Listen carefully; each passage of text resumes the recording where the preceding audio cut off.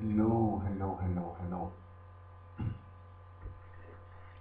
Okay, as I posted earlier on my Facebook, I wanted to have a chat about the shadow self because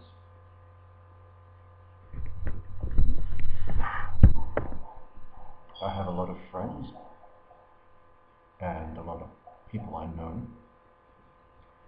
who find themselves dealing with aspects of themselves that they don't quite understand or they have trouble relating to.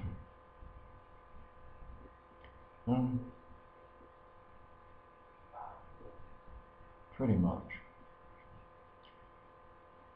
In spiritual circles, your shadow self is an accumulation of all those parts of yourself, emotional, spiritual, psychological, whatever, that you otherwise don't associate with very well.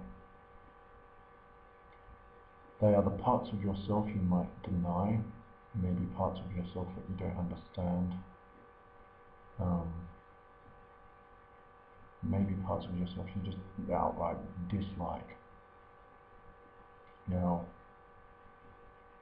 the shadow self is not evil in the sense that, say, the devil is portrayed as evil. The shadow self is not evil. It is the balancing factor. I'm a believer in balance on all levels.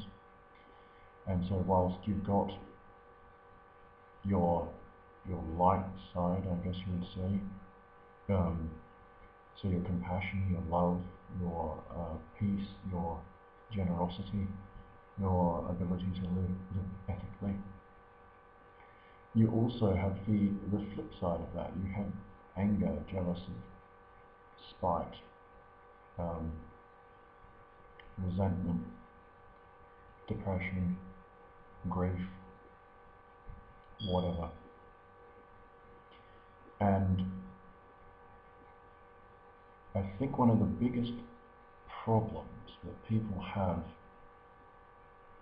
is that they spend so much time trying to run away from these parts of themselves that they either don't understand or don't want to relate to, instead of accepting that no matter what you do, there's always going to be parts of yourself that you may not relate to. So,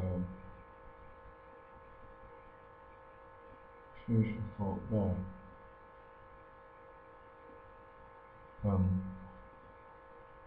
So yeah, you kind of go through life and you'll always find parts of yourself that you don't like to associate with. And the idea, in my opinion, in my experience of life, is finding the balance between the light and the shadow, and really having a healthy respect for both your strengths and your weaknesses. It's not worth just playing on your strengths all the time and not understanding your weaknesses. It's just, you've got to try and keep balance. Another thing, a lot of people I know are quite, I wouldn't say obsessed, but they get caught up on this idea that, demons and negative spirits and all that stuff. And whilst I personally cannot vouch for whether or not these negative entities exist, I've dealt with stuff in the past. My way of looking at it is that if you have a healthy respect for the negative or the misunderstood aspects of yourself, if you understand what pushes your buttons, if you understand what situations make you snap, then really, realistically, any outer negativity, any outside negativity trying to impose itself upon you won't be as successful, because you'll be able to understand and avoid situations that might otherwise force you to manifest maybe the more negative or misunderstood qualities of yourself. Again, I don't like focusing on demons outside of myself, or negative spirits, really. I'm not saying they're not there, but it comes back again to the labels. The label of demon has very strong connotations with it. You see all the movies, The Exorcist, The Exorcism of Emily Rose, all of that stuff, all the horror movies. And so you use the word demon, and immediately you've got all these different extra labels attached to it. Now, a demon, using that word, that term, will only have as much power, and this goes for other people as well in your life. They will only have as much influence over your actions or reactions as you allow them to have. Now, if they are a negative person and they are, I don't know, leeching your energy, there are steps you can take that will protect you from their negativity. I'm sure there's thousands and thousands and thousands of videos on YouTube that explain that. White light protection, witches' jars, all sorts. Prayers, mantras, meditations, whatever. Reiki sessions, other energy healing systems that can help you alleviate or outright prevent any negative influence from other people. Now, again, I want to restate that these people can only have, and demons included, if we want to use that term, only have as much power as you will allow them to have. Now, I understand that, yeah, we go through life, we have times in our lives where we are emotionally not as perhaps stable or secure, and we are vulnerable. Now, a lot of people beat themselves up about that vulnerability. Oh, I shouldn't be that. No, I should be stronger than that. The great term, swallow some concrete and harden the fuck up, is an interesting term, but it's really what society tries to promote. You're not meant to be vulnerable. You're not meant to be emotional. It's bad. Again, it comes back to balance. There is a point where too much emotion is a bad thing, because you fail to function. At the same time, holding back emotion is just as harmful, because you become brittle. So, back to balance. So yeah, anything you do, you have it within your power, within your life, to make the choices, to react to circumstances in a way that will